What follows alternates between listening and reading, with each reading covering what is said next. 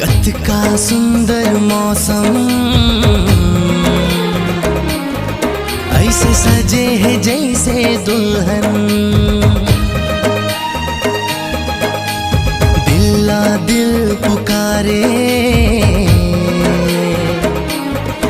ऐसे बने है प्यारा मौसम। जैसे ठंडी ठंडी हवा चले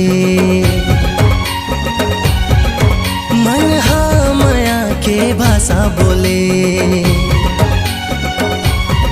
जैसे ठंडी ठंडी हवा चले मन हाँ माया के भाषा बोले। तोर प्यार ममोला सवार दे ए मोर जानम मोरे सनम, ए मोर जानम मोरे सनम। तोर दिल के पर्दा गिरा दे ए मोर जानम मोरे सनम। तोर दिल के पर्दा गिरा दे।